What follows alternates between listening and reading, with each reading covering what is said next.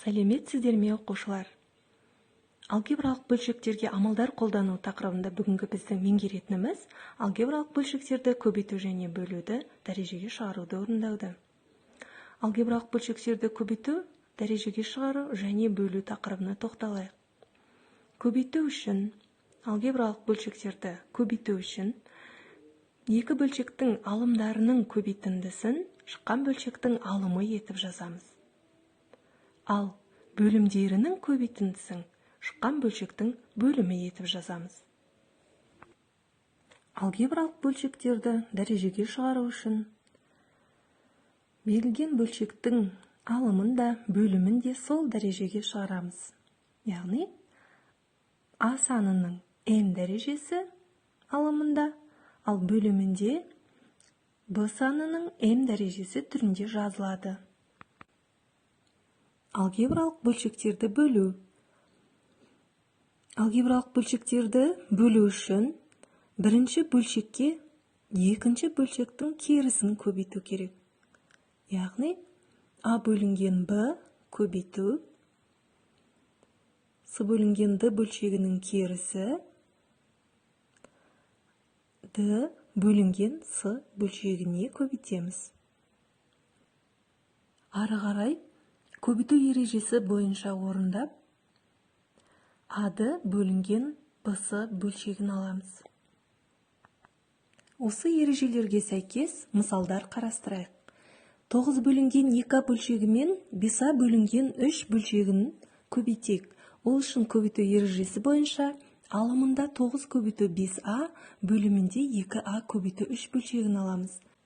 9 және 3 сандарын 3-ке қысқартамыз. 3 саны қалады. А әріптік көбеткіштер де қысқарады. Сонымен алымында 3 көбейту 5, бөлімінде 2 саны қалды. Бізде 15 бөлінген 2 бөлшегі шығады. Бөлуді орындайық. Алгебралық бөлшектерді бөлудің ережесін қолданып, келесі мысалды орындаймыз. Бірінші бөлшекке екінші бөлшектің керісін көбейтеміз. Алымына 12p квадрат көбейту 35d квадрат, бөліміне 7d-ның 4 дәрежесі көбейтілген 6p куб өрнегін жазамыз. 12 және 6 коэффициенттерін 6-ға қысқартамыз. 12-ның орнында 2 қалады. Және сол сияқты 35 және 7 коэффициенттерін 7 санына қысқартамыз. 35-дің орнында 5 қалады. Ал әріптік көбейткіштерді дәреженің қасиеті бойынша қысқартамыз. P квадрат P-ның 3 дәрежесімен қысқарып, P-да 1 дәреже қалады.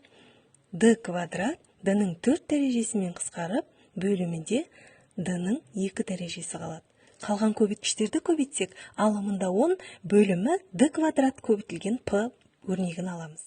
Келесі мысалда бөлшек өрнек пен бүтін өрнектің көбейтіндісін қарастырайық. Бүтін өрнектің бөлімінде 1 бар деп аламыз. Көбейтіндіні бір бөлшекпен жазып, y квадраттарды қысқартамыз. Нәтижесінде 4x бөлінген 7 өрнегін аламыз. Келесі мысалда дәл осы тәсілді қолданып, 22x кубтың бөлімінде 1 бар деп аламыз. Бөлудің ережесі бойынша кері бөлшекке көбейтіп, нәтижесінде 1 бөлінген 8b куб x квадрат бөлшегін аламыз. Бұл тапсырманы орындау үшін 3a бөлу 2b-ны 3 дәрежеге шығару қажет. Ол 27а куб 8b кубқа тең. 27 мен 9 коэффициенттері және де 16 мен 8 коэффициенттері қысқарып, және әріпті көбейткіштер сәйкесінше қысқарып, нәтижесінде 6b бөлу а бөлшегі қалады.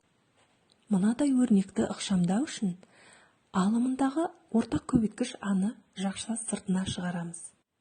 Ал енді қысқарта келе, бөлшектің бөлімі 1-ге тең болып, нәтижесінде b көбейтілген жақша ішінде a минус b өрнек қалады. Осы көрсетілген мысалдар мен ережелерді қолданып, мына амалдарды орындап көріңіздер.